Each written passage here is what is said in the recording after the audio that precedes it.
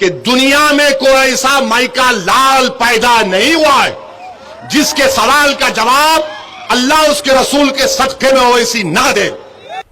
ओवैसी ने कहा अगर कांग्रेस के नेताओं को जवाब देने में डर लगता है तो वो घर बैठ जाएं, लेकिन कोई माई का लाल पैदा नहीं हुआ जिसके सवालों का सामना ओवैसी ना कर सके। अभी हमारे भोपाल के हमारे एमएलए साहब मेरे छोटे भाई ने खत लिखे और खत में कहा कि ओवैसी साहब आप हुकूमत के डेलीगेशन में जा रहे हैं। हमारे मध्य प्रदेश में वहां के एक वजीर ने हमारे भारतीय फौज की एक बेबाक हमारी बेटी के ताल्लुक से कोई अनाप शनाप बक दिया। आप जरा पूछ लीजिए गवर्नमेंट से, क्योंकि अगर आप इन ममालिक में जाएंगे तो आपसे सवाल होगा। पहले तो मैं कहना चाह रहा हूं कि दुनिया में कोई ऐसा माइका लाल पैदा नहीं हुआ है जिसके सवाल का जवाब अल्लाह उसके रसूल के सदके में ओवैसी ना दे, तो मैं जवाब दे सकता हूं।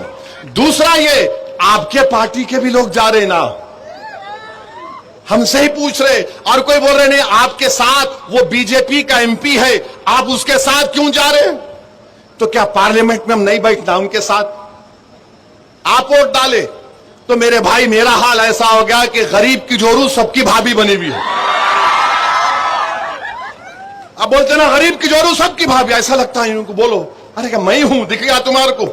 पूरे हैं ना इसमें, मगर अल्हम्दुलिल्लाह उनको इसलिए बोलते कि उनको मालूम कि हाँ ये बेबाक तरीके से बोलता है, दिल से मानते हैं मगर जबान से इकरार नहीं करते, अलग बात है।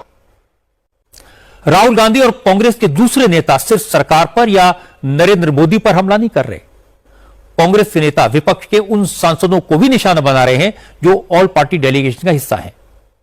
33 देशों में जाकर आतंकवाद के इशू पर पाकिस्तान का असली चेहरा जो दुनिया को दिखाने के काम में लगे हैं, आतंकवाद के खिलाफ भारत के संकल्प को दोहराने के काम में लगे हैं। मोदी का सबसे तीखा विरोध करने वाले असदुद्दीन ओवैसी भी ऐसे ही एक डेलीगेशन के मेंबर हैं जो कतर, सऊदी अरब, कुवैत, बहरीन और अल्जीरिया जैसे इस्लामिक मुल्कों में जाकर भारत का झंडा बुलंद करेगा, भारत की बात लोगों को बताएगा।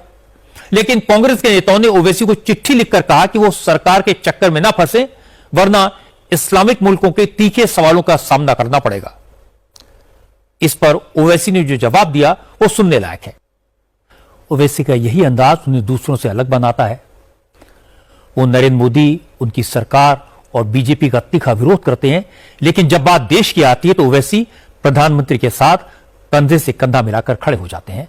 और ये हमारे लोकतंत्र की खूबसूरती है, यही असली लोकतंत्र है।